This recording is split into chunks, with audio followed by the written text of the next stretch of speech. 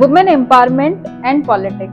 Do our political parties really empower women or just use them for the election? आज मैं ये सवाल क्यों पूछ रही हूँ कि हमारी पॉलिटिकल पार्टीज हमारी नारियों का सही में सशक्तिकरण कर रहे हैं या उनको सिर्फ इस्तेमाल कर रहे हैं इलेक्शन जीतने? क्योंकि कुछ स्टैटिस्टिक्स आए मेरे हाथों में, आपको सुनाना चाहती हूँ। This is from a international report. हमारे विश्व का पॉपुलेशन का 50% औरत है। Women represent 50% of the world population, जिसमें से 33% यानी कि 1/3, मोर देन 33% हमारा वुमेन वर्कफोर्स है, जो कि वर्किंग वुमेन है।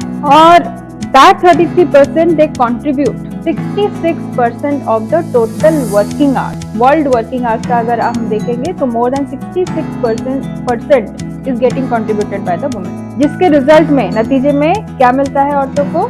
1/10 यानी कि 10%, 1/10 ऑफ द वर्ल्ड इनकम, पूरे विश्व के इनकम का सिर्फ 10% औरतों को मिलता है। And not even 1%, less than 1% of the world property. जो 50% ऑफ द वर्ल्ड पॉपुलेशन है, they are owning less than 1% of the world property. So this is the situation of women empowerment. ये तो हो गई हमारी विश्व की बात। अभी भारत के बारे में बात करते हैं। भारत में टाइम टू टाइम हमारी जो पॉलिसी अप्रोच है वो काफी चेंज होता गया है। अगर हम 70s की बात करें तो उन दिनों वुमेन वेलफेयर के बारे में बात किया जाता था। 80s में वुमेन डेवलपमेंट के बारे में, 90s में वुमेन एम्पावरमेंट के बारे में बात किया जाता था। और आज हम बात करते हैं वुमेन इंक्लूजन या इक्वलिटी की। इंक्लूजन कहाँ पे? द डिसीजन मेकिंग टेबल, जहाँ पे पूरा लॉ बनता है, भारत का फ्यूचर डिसाइड होता है। तो that is called policy, formulation of the policies and taking the governance decision. तो वहां पे इंक्लूजन की बात हो रही है आज, इक्वल पार्टिसिपेशन की बात हो रही है। क्यों इक्वल पार्टिसिपेशन की बात हो रही है? क्योंकि आज भारत में भी अगर हम देखें वुमेन परसेंटेज इज 50%, लेकिन अगर हम इस पार्टिसिपेशन की बात करें कि हमारे लॉ मेकिंग में, हमारे गवर्नेंस में, हमारे पॉलिटिकल सिस्टम में कितना परसेंट है औरतों का पार्टिसिपेशन? Not even 13%। मैं बात कर रही हूँ भारत की लोकसभा की। अगर भारत का लोकसभा यानी कि हमारा जो पार्लियामेंट है, पार्लियामेंट में अगर हम total number out of 543 female leaders देखें, only 75. That means 13.8% MPs are there, female MPs are there, who are representing 50% of India's population. उसी तरह से अगर मैं हमारे ओडिशा की बात करूं, हमारे विधानसभा में 7.5% MLAs are there. Out of 147 MLAs, only 11 are the female leaders. जो ओडिशा में भी पॉपुलेशन 50% औरत को रिप्रेजेंट करते हैं। तो this is the situation, in the political parties, in the field of decision making.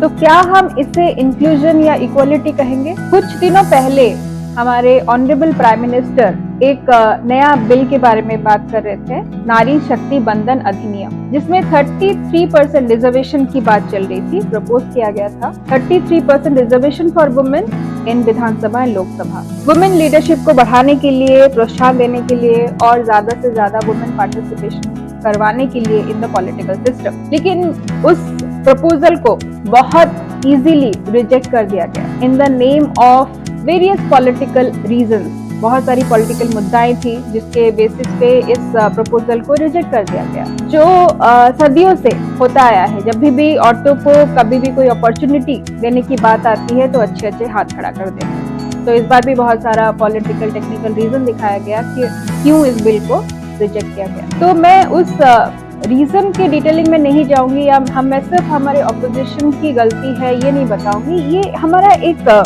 Mass mindset है, ये पूरे भारत का, ये हमारा एक जिसे कहते हैं डीएनए में आ चुका है, जिस चीज को परिवर्तन करने की जरूरत है। क्योंकि कुछ मैं सोशल मीडिया में वीडियोस देख रही थी जिसमें काफी डिबेट हो रहा था उन दिनों इस रिजर्वेशन शब्द को लेके। Why women reservation? अगर औरत सही में टैलेंटेड है, अगर सही में भी काबिल लीडर है तो वो अपनी मेरिट के बेसिस पे इलेक्शन जीते, इस रिजर्वेशन की क्या जरूरत है? तो यहाँ पे रिजर्वेशन की बात जो हो रही है, ये कोई स्पेशल प्रिविलेज देने की बात नहीं हो रही, ना ही आप कोई चैरिटी कर रहे हो औरतों के लिए। ये हो रहा है एक हिस्टोरिकल करेक्शन जो बहुत ही लंबे समय से, बहुत ही मैं कहूंगी 50-100 साल से जो एक सिस्टम, एक कल्चर बन चुका है भारत का, उसको ट्रांसफॉर्म करने की बात हो रही है, जो ओवरनाइट नहीं हो सकता है। आज तक औरतों को एक्सेस नहीं मिला है राजनीति में, पॉलिटिकल पार्टीज में, किसी भी लीडरशिप पोजीशन में।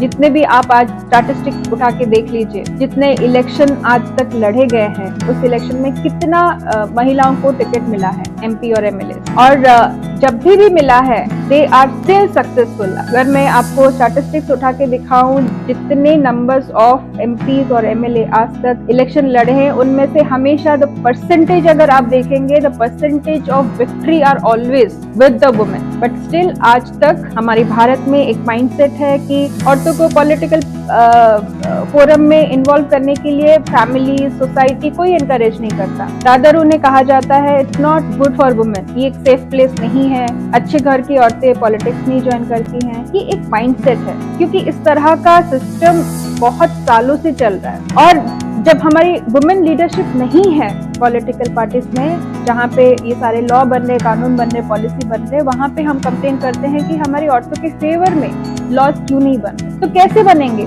जब औरतों का जो प्रेजेंस है वो माइनॉरिटी भी नहीं है बल्कि नेग्लिजिबल है। तो इसीलिए ये 33% रिजर्वेशन का प्रपोजल रखा गया था। तो when a woman can lead a home, when a woman can lead the economics, she can contribute to the GDP of the country, why she cannot lead in politics? Why the leadership in politics is so negligible for women? अगर आपको लगता है कि आज भारत में औरतों के favour में पॉलिसी नहीं बन रहे हैं, वुमेन एम्पावरमेंट को हमारे गवर्नेंस और हमारे डिसीजन मेकिंग सपोर्ट नहीं कर रहे हैं, तो आज फैसला लेने की बारी आपकी है। जहाँ पे 50% औरतों को सिर्फ 13% फीमेल लीडर्स रिप्रेजेंट कर रहे हों, तो ये बैलेंस क्रिएट नहीं हो सकता। तो आज हम बात कोई फेमिनिज्म की नहीं कर रहे हैं, आज हम बात कर रहे हैं एक सही में democratic and self sustainable Bharat की।